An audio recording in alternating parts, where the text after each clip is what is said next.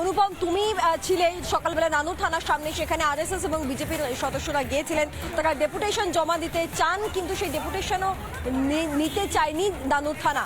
সেই মুহূর্তে তখন সেখান থেকে কি প্রতিবেদন তুলে ধরেছেন অনুপম, দেখুন একবার।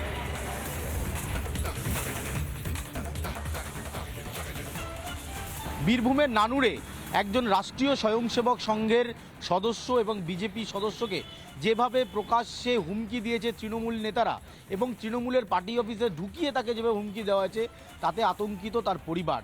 ইতিমধ্যেই আমরা দেখতে পাচ্ছি যে নানুর থানার সামনে একদিকে রাষ্ট্রীয় স্বয়ংসেবক সংঘের যারা সদস্য তারা রয়েছেন, অন্যদিকে জেলা বিজেপি নেতৃত্ব এবং রাজ্য বিজেপি কমিটির মধ্যে যারা রয়েছেন তারাও ইতিমধ্যে এসে পৌঁছেছেন।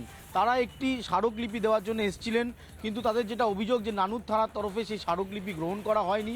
তারা ডেপুটেশন দিতে চায়, এই ইন্টিমেশনটাই নিচ্ছে না পুলিশ, তাহলে ডেপুটেশন দেবে কি করে? উনি বললেন যে এত অল্প সময়ের মধ্যে আমরা পারমিশন দিতে পারবো না। প্রশাসনের কাছে আমাদের আবেদন যে অবিলম্বে এই দুষ্কৃতী বাহিনীর দৃষ্টান্তমূলক শাস্তির ব্যবস্থা হোক এবং গ্রেপ্তার করা হোক। তো ডেপুটেশন তারা দেবেন বলে সিদ্ধান্ত নিয়েছেন।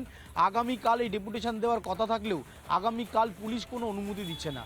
পুলিশের তরফে তাদেরকে যেটা জানানো হয়েছে যে ফোর্স না থাকার কারণে ডেপুটেশন তারা দিতে আসলে সেই ডেপুটেশন তারা নিতে পারবে না।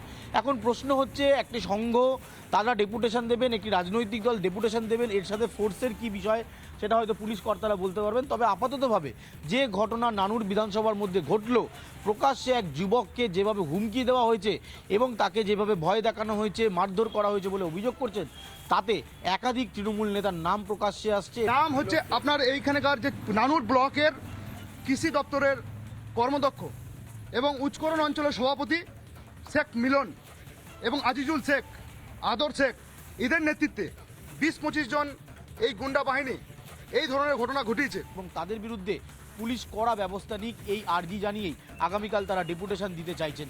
ফলে একাধিক নাম যেমন প্রকাশ্যে আসছে, অন্যদিকে তৃণমূল নেতৃত্ব এখনো পর্যন্ত এই বিষয়ে কোনো প্রতিক্রিয়া দেয়নি।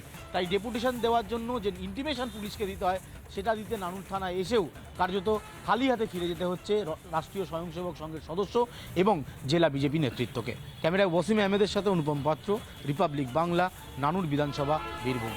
নানা ধরনের কন্টেন্ট দেখার জন্য লাইক করুন, শেয়ার করুন আমাদের ফেসবুক পেজ, সাবস্ক্রাইব করুন আমাদের ইউটিউব চ্যানেল। পাশাপাশি অন্যান্য ব্রেকিং নিউজের জন্য অবশ্যই চোখ রাখুন রিপাবলিক বাংলায়।